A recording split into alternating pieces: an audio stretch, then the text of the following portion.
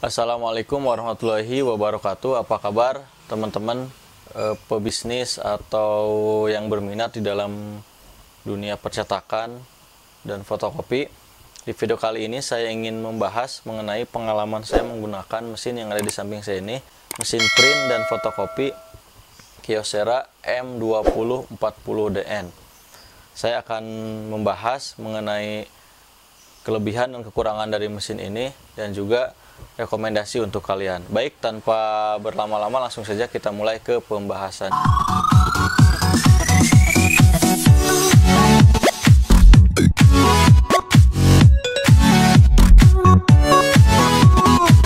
Ya teman-teman, saya akan mulai dari pengenalan mesin yang saya gunakan ini. Mungkin dari teman-teman ada yang belum mengetahui sama sekali mengenai mesin ini.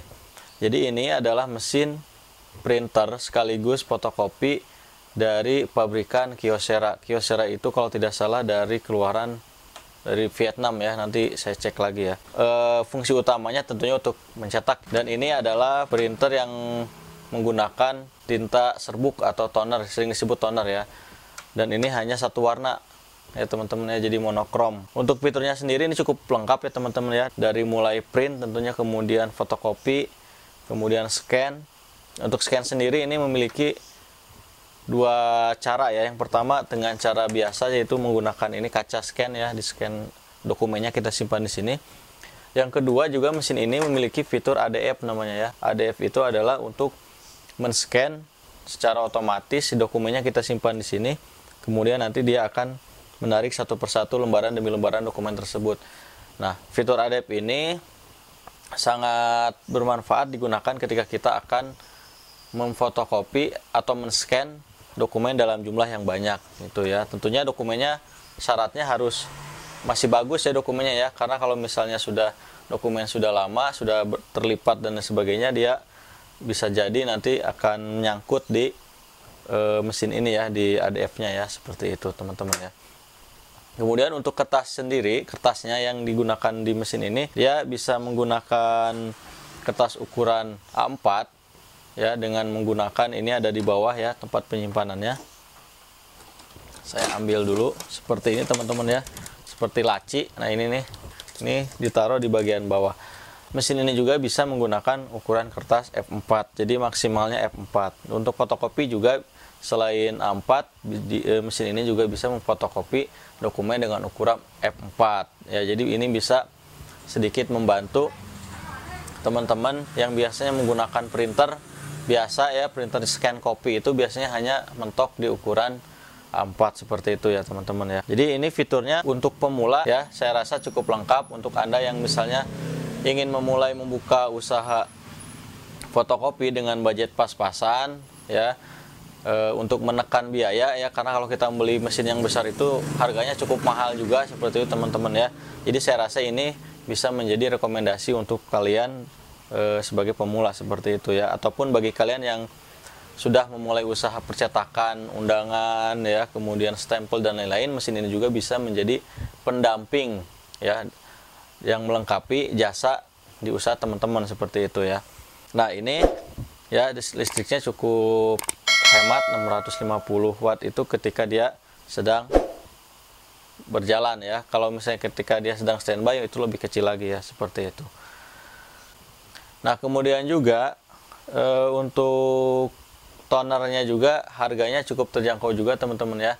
Jadi saya itu membeli toner isi ulang itu seharga kurang lebih 60.000 ya teman-teman ya. Banyak sekali dijual di marketplace online dengan berat sekitar 1/4 kg ya, dan itu untuk ribuan lembar halaman dokumen ya teman-teman ya. Jadi kalau teman-teman misalnya buka jasa fotokopi, kemudian bisa saya rasa dijual dengan harga 250 ya per lembarnya, itu kita sudah bisa mendapatkan keuntungan seperti itu ya.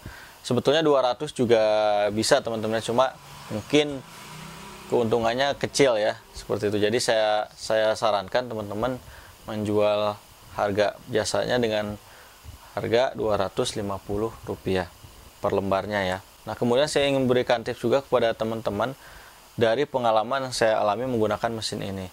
Jadi saya menggunakan mesin ini sekitar sampai sekarang itu kurang lebih 2 tahun ya, sudah 2 tahun. Tips dari saya untuk teman-teman ya, ketika ingin menggunakan mesin ini, ya ini berdasarkan pengalaman yang saya alami. Jadi usahakan juga sebelum membeli mesin ini, teman-teman juga harus membeli yang namanya stabilizer ya. Nah, stabilizer ini fungsinya tentunya untuk menstabilkan tegangan. Karena kita tahu tegangan di rumah-rumah itu, tegangannya itu kadang dia naik turun ya. Nah, sementara tegangan untuk ini adalah sekitar, kalau tidak salah 2200 volt ya. Nah, jadi saya punya pengalaman yang cukup pahit ya teman-teman dengan mesin ini. Jadi waktu itu baru 3 bulan digunakan, ternyata mesin ini mati total. Setelah saya cari-cari, penyebabnya adalah ternyata karena saya tidak menggunakan stabilizer. Memang pada waktu itu, walaupun listrik saya di rumah saya ini 2300 ya, 2300 watt, tetapi ternyata ketika dicolokkan langsung ke situ dia sering apa istilahnya, kalau dalam istilah bahasa Sunda itu ngejepret ya teman-teman ya, jadi listriknya mati ya gitu. Waktu itu saya alhamdulillah akhirnya cari-cari solusi, akhirnya saya membeli motherboard lagi yang rekondisi dengan harga yang sebenarnya cukup lumayan juga ya teman-teman ya. Tapi karena itu sebagai pengalaman, saya rasa saya ambil hikmahnya ya teman-teman ya dari kejadian itu, supaya saya lebih berhati-hati lagi dalam menggunakan mesin-mesin elektronik ya. Nah, jadi kesimpulan dari video ini adalah untuk teman-teman yang baru memulai atau baru berencana ingin memulai usaha fotokopi namun terkendala modal yang minim atau pas-pasan, saya rasa mesin ini bisa menjadi alternatif untuk digunakan oleh teman-teman dalam usaha fotokopinya. Selain irit listrik, mesin ini juga mudah digunakan, dan satu lagi tadi yang belum saya bahas adalah kecepatan dalam menarik dokumennya juga lumayan standar ya gitu. Jadi tidak seperti printer ini ya, tidak seperti printer inkjet. Jadi ini cukup recommended untuk Anda ya.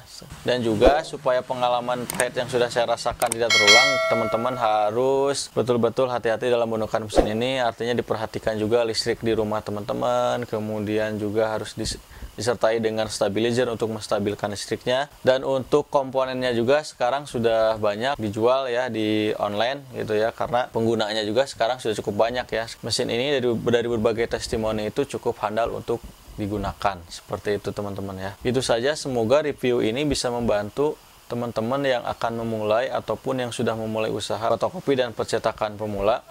Semoga video ini bermanfaat. Kalau ada yang ingin ditanyakan, silahkan tuliskan di kolom komentar di bawah ini. Terima kasih. Wassalamualaikum warahmatullahi wabarakatuh.